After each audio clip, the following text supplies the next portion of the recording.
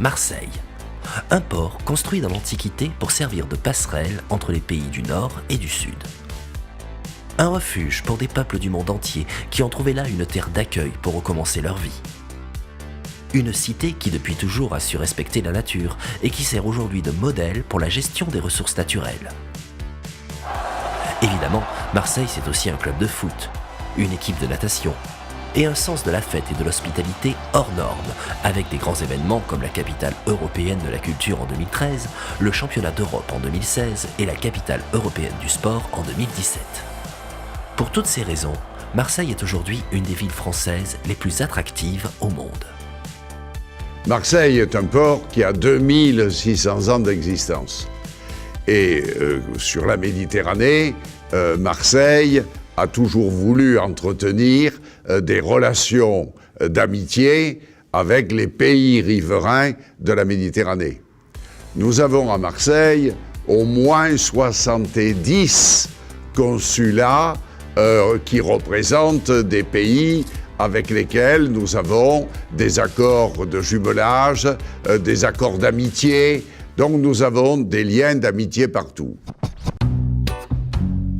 Conséquence directe de ce rayonnement, mais aussi de la richesse et de la diversité de son patrimoine historique ou naturel comme le parc des Calanques, la ville est une destination touristique majeure, avec 4 millions de visiteurs et 1,5 million de croisiéristes.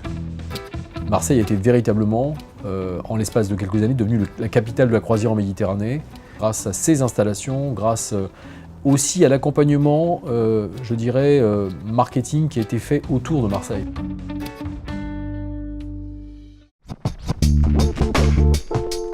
Marseille est aussi une ville universitaire de premier plan, avec 71 000 étudiants, dont 10 000 jeunes internationaux.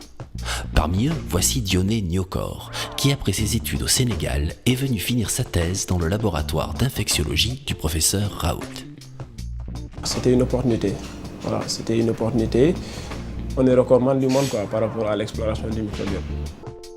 En 5 ans, le laboratoire a déjà reçu plus de 500 chercheurs venus de 30 pays différents. Mais derrière, voilà, je viens d'un pays peut-être qui a besoin de moi. Donc voilà, dans mon projet initial, c'était de finir ma thèse et de retourner chez moi et de transmettre et de faire valoir ce que j'ai appris ici. Avec 33 brevets qui ont déjà créé 8 startups, le laboratoire d'infectiologie est un des fleurons des filières d'excellence marseillaises. Médecine, université et nouvelles technologies. 2014, Salon des nouvelles technologies. Le casque connecté de la société Avenir Télécom reçoit le prix de l'innovation. C'est une reconnaissance mondiale pour la French Tech marseillaise. Aujourd'hui, le marché de la microélectronique, des startups, ça pèse quasiment 2 milliards sur notre métropole. Nous avons aujourd'hui 150 tech champions, on va appeler ça même. C'est plus des startups, c'est des tech champions qui font plus de 5 millions d'euros de chiffre d'affaires. Tous les spécialistes sont formels. Le territoire métropolitain de Marseille possède tous les atouts pour devenir la Silicon Valley de Méditerranée. Conscient de cet enjeu, la ville entend construire le futur en participant à de nombreux programmes de coopération internationale. Nous avons des liens d'amitié, nous avons des accords de coopération, nous avons des échanges de personnel, des échanges d'étudiants, des échanges du monde culturel avec de nombreuses villes. Ça fait honneur à Marseille. Maritime, logistique, eau, environnement, technologie de pointe, santé, université, tourisme. Autant d'atouts que Marseille entend développer dans le futur au cœur d'une métropole dynamique, attractive et innovante. Un territoire reconnu à l'international, un espace de tous les possibles pour créer, entreprendre et fédérer.